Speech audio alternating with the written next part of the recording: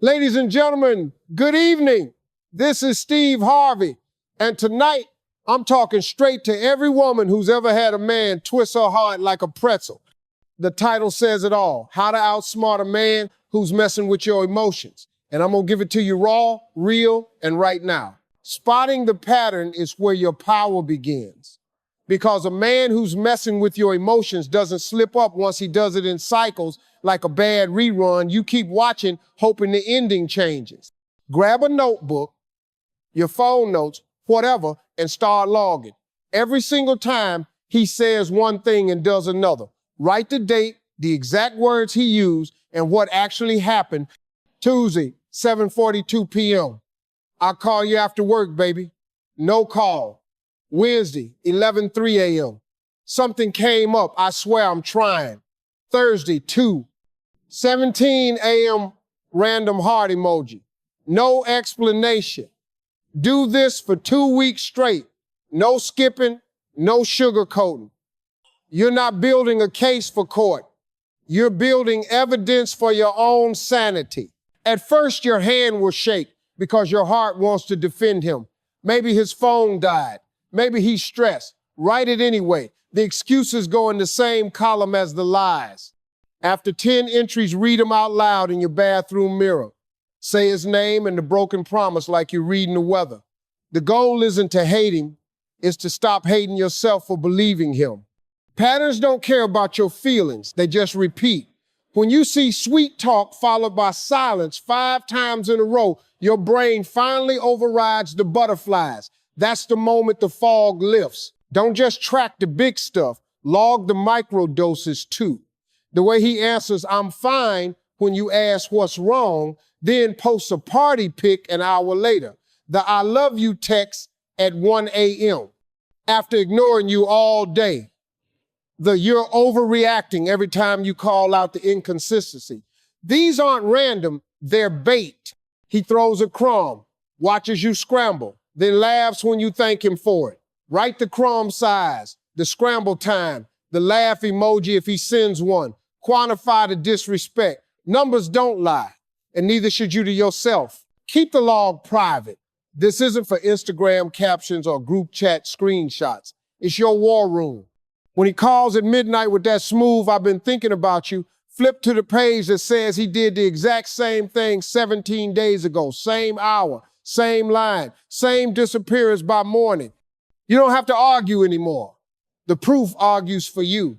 Your voice stays calm because the facts are screaming. After a month, you'll notice something wild.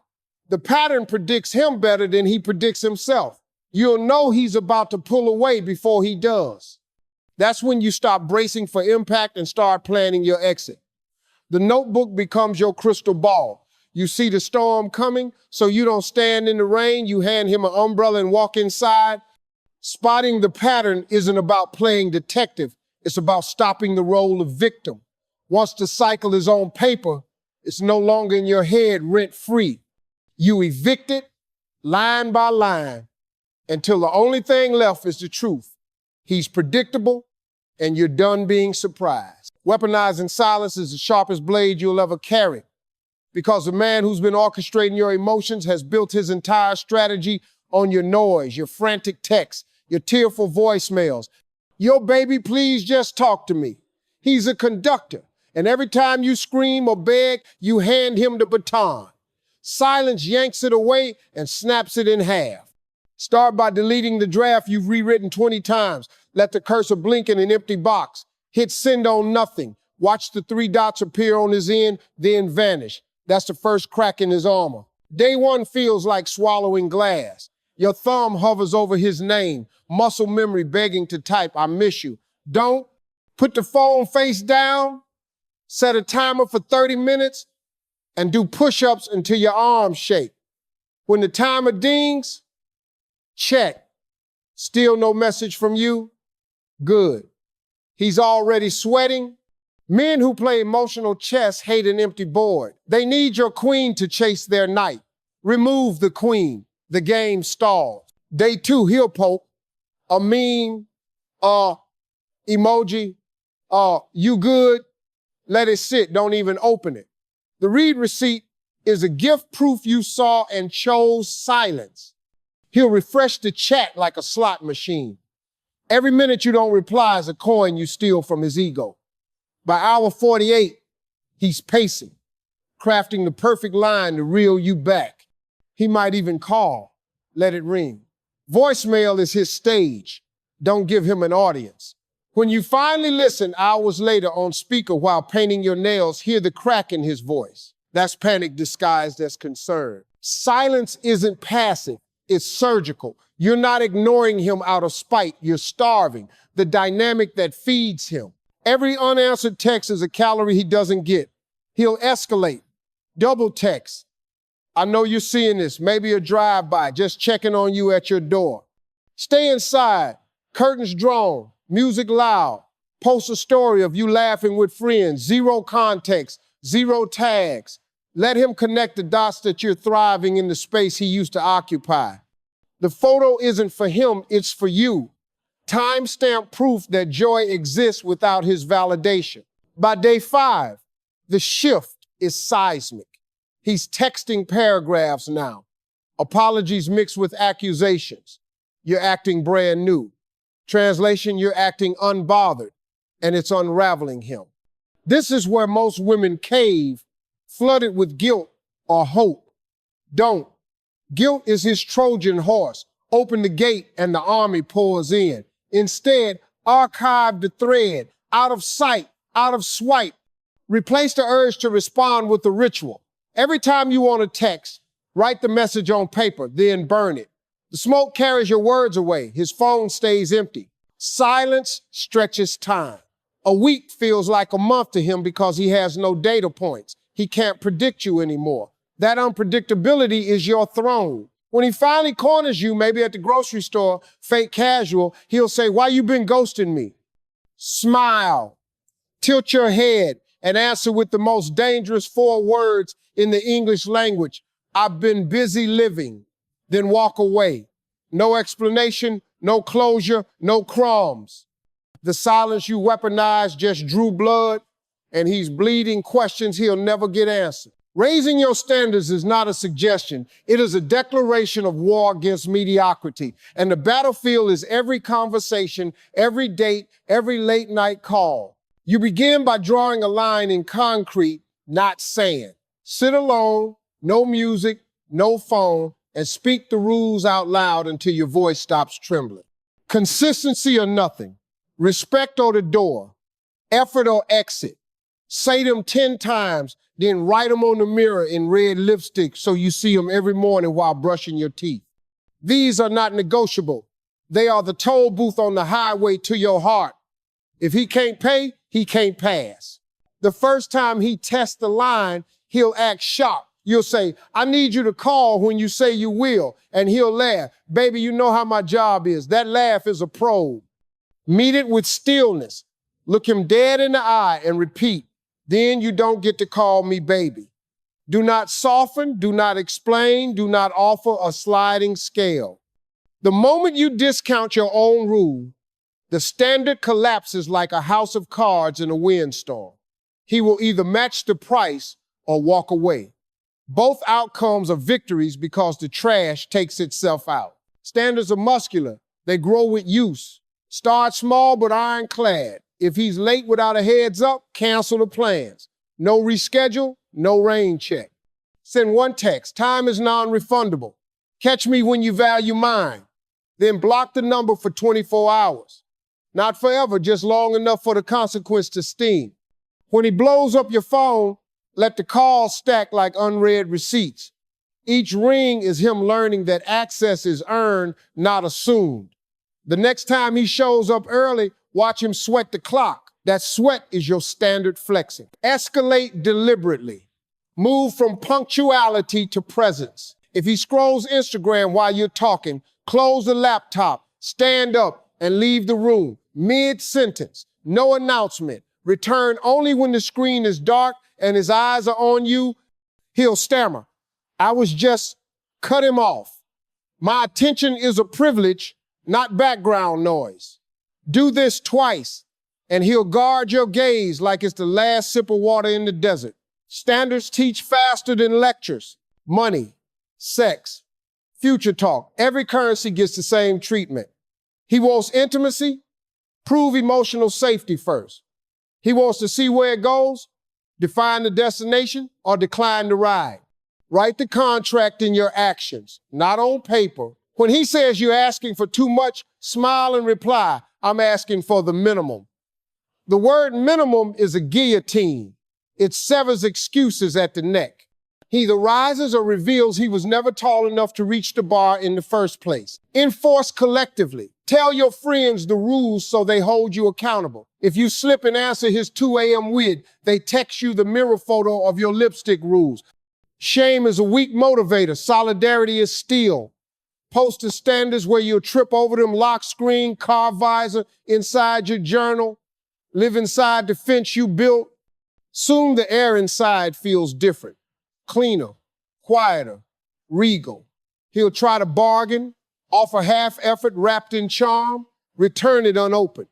Standards do not haggle. One day he'll show up with flowers, apologies, and a calendar blocked out for the next 3 months. Study the offering like a jeweler with a loop. If every petal matches the rule book, consider parole. If even one wilts under scrutiny, hand the bouquet back and close the door. The click of the lock is the sound of your standards locking into place, permanent, unapologetic, and taller than he ever imagined you could stand. Filling your own cup is the quiet revolution that turns a man's mind games into background static. Because the moment you stop treating him like the sun, he becomes just another lamp you can switch off. Start before sunrise. Roll out of bed, splash cold water on your face, and speak one sentence to the mirror. Today I water my own garden. Then move like the promise is law. Hit the gym at 5:30 a.m. when the only sound is iron clanging and your heartbeat proving you're alive without his good morning text. Sweat is the first deposit in the bank account of self. Every drop buys back a piece of the confidence he tried to lease. By 7, you're in the kitchen blending spinach, mango, and the kind of protein that rebuilds muscle and self-respect. Eat standing up, scrolling stock tips, or a language app, not his Instagram stories. Your mouth is busy with nourishment, not nostalgia. At work, schedule the hardest task. First eat the frog. They call it so by noon you've already won the day. Send the email, close the deal, ask for the raise. Each yes from the universe is a brick in the fortress he can no longer storm with a single, hey, beautiful. Lunches with the girls who knew you before he rewrote your history. No shop talk about him. Instead, plan the trip to Lisbon you've pinned on a vision board since college. Book the flight while sipping iced matcha. The confirmation email pings like a starting gun. Money in your account. Passport in your purse, itinerary in your notes, tangible proof that Joy has an address and his name is not on the lease. Evenings belong to the craft you abandoned when his chaos became your hobby. Pick up the guitar, the paintbrush, the coding course. Post a messy first draft on a private account. The likes from strangers taste sweeter than his calculated compliments ever did. Weekends are sacred real estate. Saturday morning, farmer's market, cash only, arms full of sunflowers and sourdough. Haggle with the vendor, laugh too loud, tip the musician playing covers on a battered saxophone. Your laughter is currency now. Spend it freely. Sunday is for stacking paper, side hustle, overtime, freelance gig, whatever turns hours into assets. Transfer the earnings to a high-yield account labeled Future Me. Watch the balance climb like ivy on a brick wall he can't scale. Every dollar is a vote for the life where his absence is addition, not subtraction. Date yourself like royalty. Reserve the corner table at the new rooftop bar. Order the steak and the good wine, tip 25%.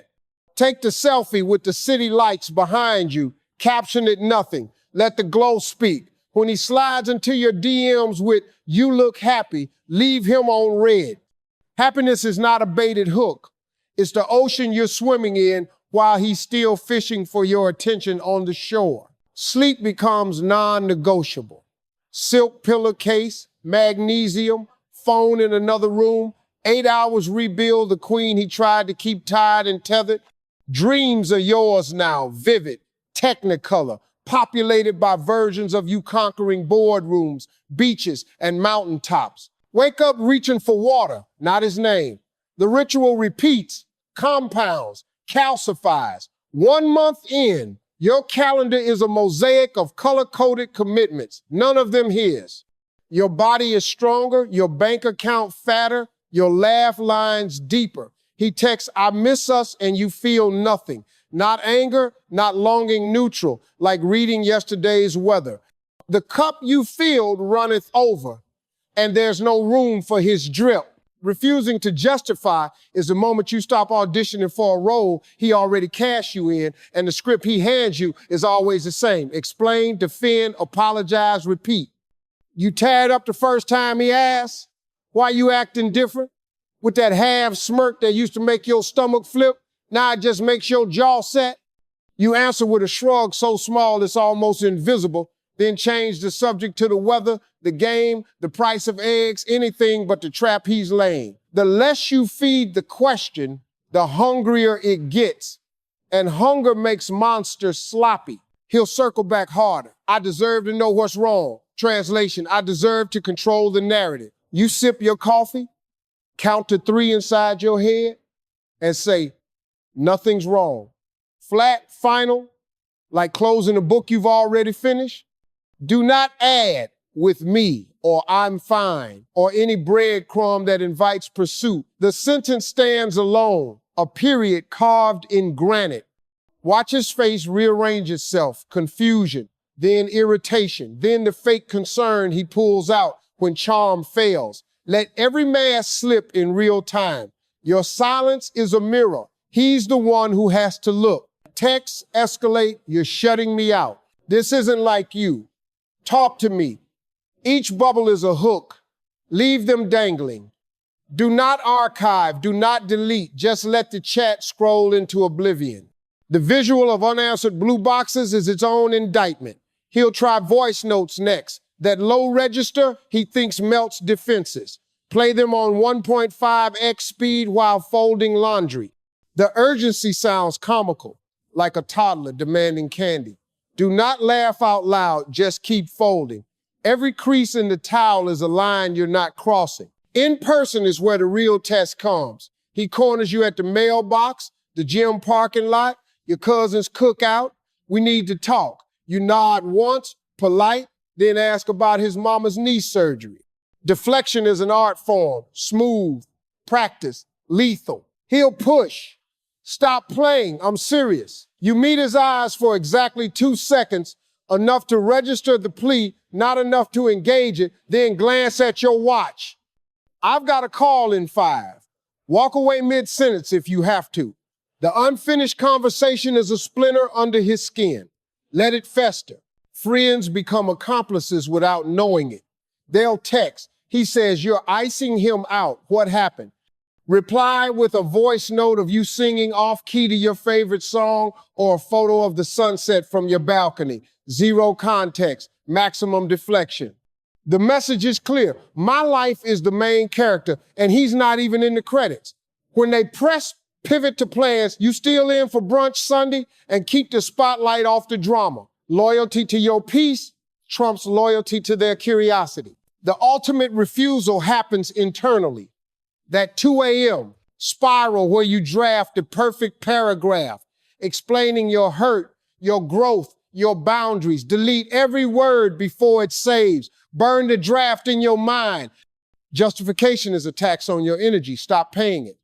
Replace the urge with a single action. Drink water, do 10 squats, recite the alphabet backward. The brain can't spiral and count at the same time. By the time you reach A, the moment has passed and you're still silent, still sovereign. He'll eventually run out of lines. The questions thin, the accusations sour, the begging turns to bitterness. That's when you know the refusal worked. He's arguing with a ghost because you stopped showing up to the fight. Your absence of explanation becomes the loudest statement you ever made. Exiting like royalty is the final coronation of a woman who has already won the war inside her own chest, and the crown is forged from every tear she refused to let him weaponize. You begin the departure in the dark before the sun can witness, because queens do not need an audience for their abdication. Pack the essentials in silence. The journal where you logged his lies, the silk scarf he once said looked good on you, the spare key he'd never earned. Fold each item like evidence into a box labeled past life. Tape it shut with the same precision you once used to tape your heart back together after his midnight disappearances. The box goes to the top shelf of the closet, spine out, a relic he will never touch again. Morning arrives with the smell of fresh coffee you brew for one. You drink it black, no sugar, because sweetness is no longer a negotiation. Change the locks while the pot drips. Call the locksmith. Pay in cash. Tip generously. The new key slides into your palm like a scepter. Test it twice. Hear the click echo through the apartment like a gavel. This sound is the period at the end of his sentence in your story. Do not text him the update. Let the deadbolt do the talking. Strip the space of his residue. Wash the sheets in lavender detergent until his cologne is exorcised. Rearrange the furniture so the couch no longer faces the door he used to enter unannounced. Hang the abstract painting you bought on a solo trip to Marrakech in the exact spot where his framed photo once mocked your loneliness. Every nail you hammer is a stake through the ghost of almost. Vacuum the corners where his excuses collected dust. Open the windows wide. Let the breeze carry out the last whisper of maybe someday. Finances come next, surgical and swift. Remove his name from the streaming accounts, the shared Spotify playlist, the Venmo history. Freeze the joint credit card if it exists. Shred the paper statements.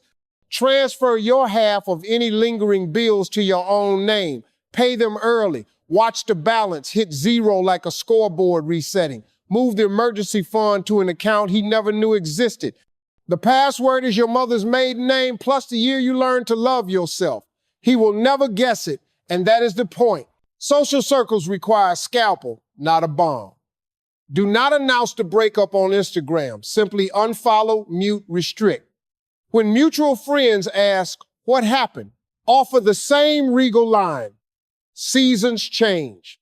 No details, no shade, no invitation to gossip. Your dignity is a velvet rope. Only those who respect it may stand behind it. Host a dinner for the inner circle who held you when he wouldn't. Serve the lasagna you perfected while he was working late.